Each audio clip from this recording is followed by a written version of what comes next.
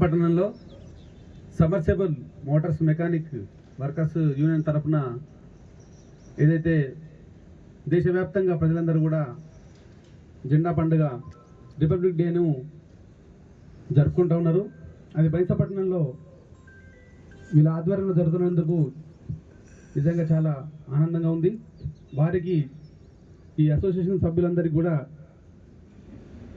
అధ్యక్ష కార్యదర్శులు ఫారూక్ భాయ్ గారికి, కృష్ణ గారికి, దశరథ్ గారికి, నాగేష్ గారికి ప్రతి ఒక్కరికి పేరు పేరున ప్రత్యేక ధన్యవాదాలు తెలియజేసుకుంటా ఉన్నాం. రిపబ్లిక్ డే గణతంత్ర దినోత్సవం సందర్భంగా దేశ ప్రజలందరికీ కూడా ప్రత్యేకమైనటువంటి శుభాకాంక్షలు తెలియజేస్తూ ఉన్నాం. నిజంగా ఈ జెండా పండుగని ప్రతి సంవత్సరము వీళ్ళందరి సమక్షంలో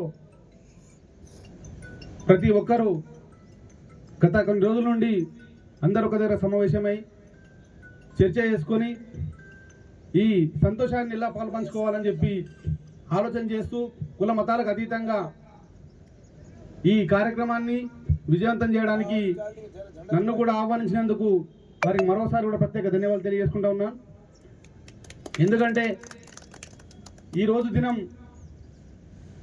గణతంత్ర దినోత్సవం 26 జనవరి అంటే అందరూ కూడా జనవరి 26 వచ్చిందంటే ప్రతి ఒక్కరి కుటుంబంలో కూడా ఒక సంతోషమైనటువంటి వాతావరణం మనం చూస్తూ ఉంటాం. అలాంటి వాతావరణమే ఈ 26 జనవరి అంటే స్వతంత్రం వచ్చి మనందరికీ ఆజాదీ అయినటువంటి దొరికింది.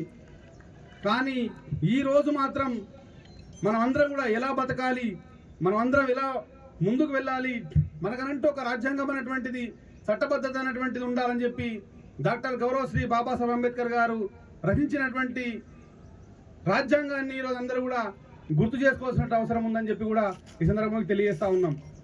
ఎందుకనంటే మన ప్రతి ఒక్కరు కూడా ఒక చట్టానికి నిబద్ధులై నియమ నిబంధనలతోని మనం అందరం బతకాల్సినటువంటి అవసరం ఉంది.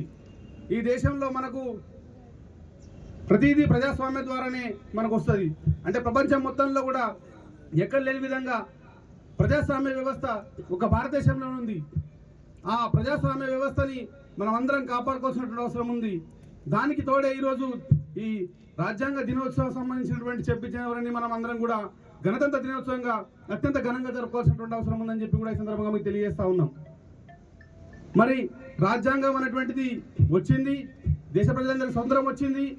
కానీ ఈ రోజుల్లో మనం చూస్తూ ఉన్నాము, ఎక్కడ చూసినా కూడా చాలా రాజ్యాంగానికి వ్యతిరేకమైనటువంటి పనులు జరుగుతూ ఉన్నాయి.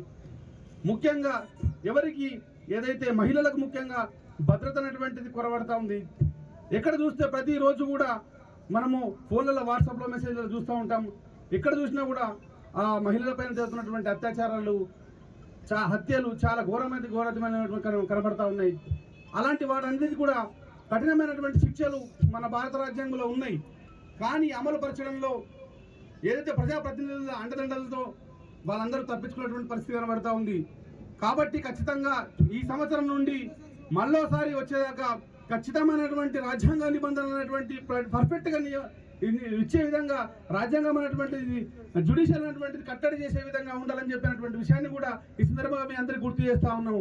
కాబట్టి ఖచ్చితంగా ప్రజలందరూ కూడా ఎవరి సమానత్వంగా కుల మతాలకు అతీతంగా వెళ్ళి ప్రతి ఒక్కరు కూడా ప్రజాస్వామ్యాన్ని గౌరవించి మనం అందరం కూడా ముందుకు వెళ్లాల్సినటువంటి అవసరం ఉందని చెప్పి కూడా ఈ సందర్భంగా మీ అందరికీ తెలియజేస్తూ, మరి ఏదైతే మా భవిష్యత్తులో ఈ అసోసియేషన్ సంబంధించిన వాళ్ళు మరింత మంచిగా అనేక కార్యక్రమాలు చేయాల్సినటువంటి అవసరం ఉంది. వీళ్ళందరూ కూడా మంచి భక్తి శ్రద్ధలతో కూడా మీరందరూ కూడా ప్రతి ఒక్క కార్యక్రమాన్ని కూడా ప్రజా సంక్షేమం కోసం కూడా మీరందరూ కూడా మంచి కార్యక్రమాలు చేయాలని చెప్పి రక్తదానం, అన్నదానం